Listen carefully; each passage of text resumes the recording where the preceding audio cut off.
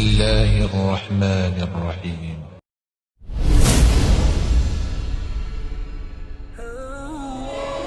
بسم اللہ الرحمن الرحیم نحمده ونصلی علی رسولہ الکریم اما بعد صدق اللہ العلی العظیم.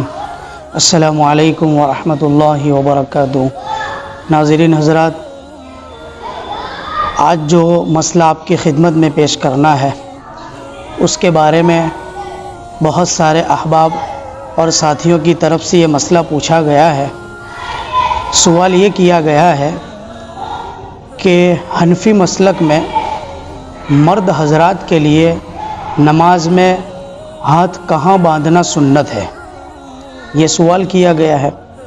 اس کا جواب بیان کرنے سے پہلے آپ لوگوں کو تمہیدی طور پر یہ بات بتلانا چاہتا ہوں کہ ایک ہوتی ہے حدیث اور ایک ہوتی ہے سنت.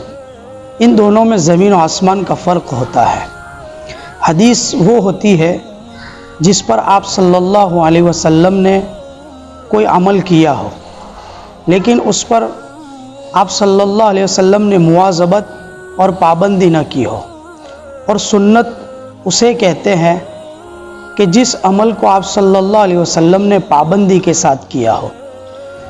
تو جن ساتھیوں کی طرف سے یہ سوال کیا گیا ہے کہ مذہب حنفی میں جو لوگ عمل کرتے ہیں ان کے لیے نماز میں ہاتھوں کو کہاں باندھنا سنت ہے، تو مرد حضرات کے لیے نماز میں ہاتھوں کو ناف کے نیچے باندھنا یہ سنت ہے، اور بہت سی صحیح روایتوں سے اس کا ثبوت ملتا ہے. اور اسی کے بارے میں نبی کریم صلی اللہ علیہ وسلم سے بہت سی روایات مروی ہے. اس میں سب سے پہلی روایت جو ہے حضرت وائل بن حجر کی روایت ہے. حضرت وائل بن حجر رضی اللہ عنہ فرماتے ہیں کہ میں نے نبی کریم علیہ الصلاۃ والتسلیم کو دیکھا کہ آپ صلی اللہ علیہ وسلم نے نماز کے اندر دائیں ہاتھ کو بائیں ہاتھ پر رکھ کر دونوں ہاتھوں کو ناف کے نیچے رکھا. دوسری روایت حضرت علی رضی اللہ عنہ سے مروی ہے. وہ فرماتے ہیں نماز کی سنتوں میں سے یہ ہے کہ ہاتھوں کو ہاتھوں پر ناف کے نیچے رکھا جائے. ایک اور روایت حضرت نعمان بن سعد حضرت علی رضی اللہ عنہ سے روایت کرتے ہیں کہ حضرت علی رضی اللہ عنہ فرمایا کرتے تھے کہ بے شک نماز کی سنتوں میں سے دائیں ہاتھ کو بائیں ہاتھ پر ناف کے نیچے رکھنا. حضرت ابو ہریرہ رضی اللہ عنہ سے مروی ہے. وہ فرماتے ہیں کہ ہاتھوں کو ہاتھوں سے پکڑ کر نماز میں ناف کے نیچے رکھا جائے. حضرت انس رضی اللہ عنہ سے مروی ہے کہ نبوت کی صفات میں سے 3 صفتیں ہیں. ایک افطار میں جلدی کرنا، دوسرا سحری کو آخری ٹائم میں یعنی تاخیر کر کے کھانا، اور تیسرا نماز میں دائیں ہاتھ کو بائیں ہاتھ پر ناف کے نیچے رکھنا.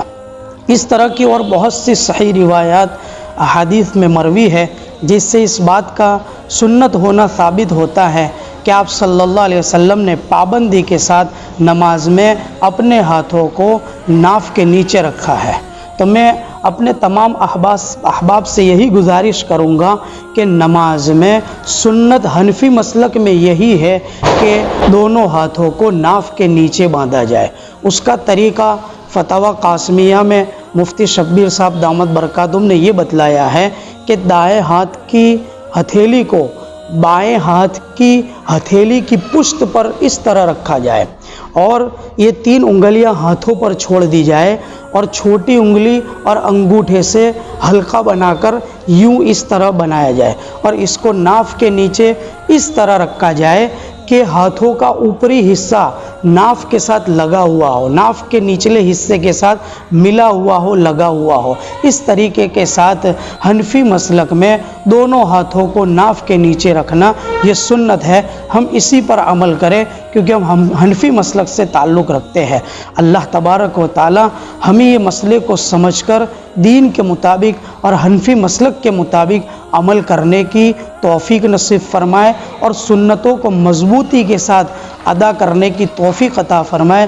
کیونکہ آپ صلی اللہ علیہ وسلم نے فرمایا تمسکو بسنتی و سنت خلفاء الراشدین المہدیین، کہ تم میری اور میرے صحابہ کی سنت کو مضبوطی سے پکڑ لو۔ اللہ تعالیٰ مجھے اور آپ کو عمل کرنے کی توفیق عطا فرمائے۔ وآخر دعوانا ان الحمد للہ رب العالمین۔ مفتی صاحب کے یوٹیوب چینلز کو سبسکرائب کیجیے اور ان کے تازہ بیانات کے ذریعے اپنے علمی، اصلاحی اور فکری آبیاری کرتے رہیے۔